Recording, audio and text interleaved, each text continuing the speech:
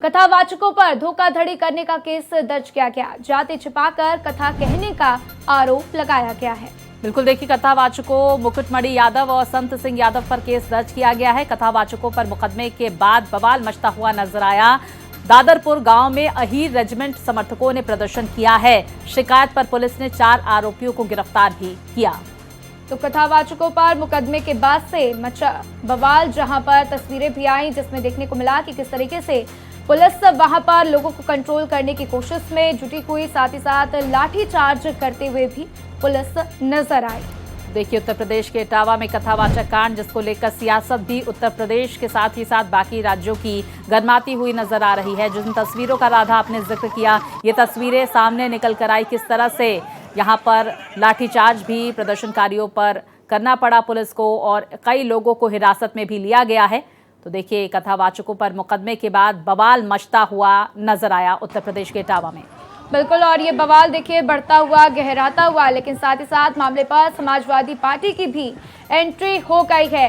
तो अखिलेश यादव ने बताया है कि मानव अधिकारों का उल्लंघन है। अखिलेश ने घटना को पीडीए का अपमान भी बता दिया है।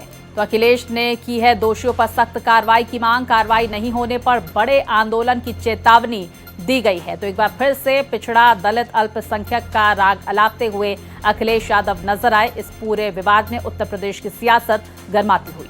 बिल्कुल, और एक बार फिर से जाति को लेकर यहाँ पर सवाल उठाए जा रहे हैं कि किस तरीके से जाति के ऊपर अखिलेश यादव सरकार को घेरते हुए और उन्होंने कह दिया है कि ये मानव अधिकारों का उल्लंघन है। तो अखिलेश ने इस पूरी घटना को पीडीए का अपमान बता दिया। अखिलेश ने दोषियों पर सख्त कार्रवाई की मांग भी की है। तो कार्रवाई नहीं होने पर बड़े आंदोलन की चेतावनी दे दी है और साफ साफ सरकार के ऊपर निशाना साधा है।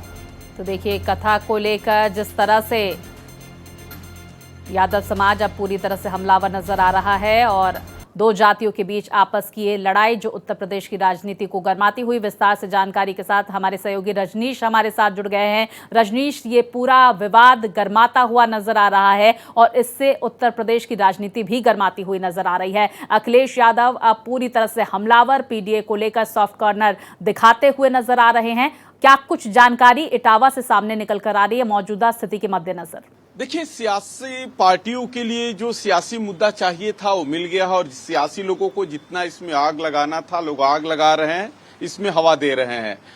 कल जो बवाल हुआ वो बवाल कहीं ना कहीं इसमें मिसमैनेजमेंट और सियासी लोगों का, जो मैंने पहले ही बताया कि सियासी लोग इसका पूरा फायदा लेना चाह रहे हैं 2027 के विधानसभा चुनाव के लिहाज से। तो उसी हिसाब से उनकी बयानबाजी और उनके बयानबाजी के बाद ये वहां पे हालात उपजा कि कुछ लोग अहीर रेजिमेंट, जिसमें उनके एक नेता थे, उनकी गिरफ्तारी पुलिस ने जब हिरासत में लिया तो हजारों की संख्या ने उस गांव में धावा बोला जहां कथावाचक वाला विवाद हुआ था।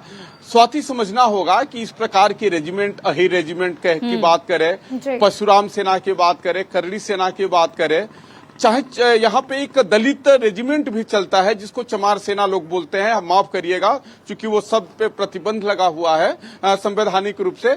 लेकिन कहीं ना कहीं ये जो सेना है वो लॉ एंड ऑर्डर के लिए उत्तर प्रदेश में बड़ा एक चैलेंज होते जा रहा है। करड़ी सेना की हम बात करें, चाहे हर एक जात की सेनाओं की बात करें, हम केवल अही रेजिमेंट की बात नहीं कर रहे। तो कहीं ना कहीं इस प्रकार के जो रेजिमेंट होते हैं, जो रेजिमेंट का निर्माण हुआ हमारे हिंदुस्तान में, वो सीमा पर लड़ने के लिए हुआ। लेकिन ये जो सामाजिक ताना बाना खराब करने के लिए जो सेना लगातार काम कर रही है, तो कहीं ना कहीं प्रशासन पर मैं सवाल इसलिए करूंगा कि ऐसा नहीं है कि जो सेना बन रहा है उस सेना के बारे में प्रशासन के लोगों की जानकारी नहीं होती है। प्रशासन के लोग इंतजार करते हैं कि कोई बड़ा बवाल हो तब उन पर एक्शन हो। बिल्कुल रजनीश, और इसीलिए प्रशासन के ऊपर सवाल खड़े होते हुए कि आखिर लापरवाही क्यों की गई और ऐसा क्यों होने दिया गया। अब देखना होगा कि आगे इस पर क्या कुछ कार्रवाई भी होती है। हमारे साथ जानकारी साझा करने के लिए आपका शुक्रिया रजनीश।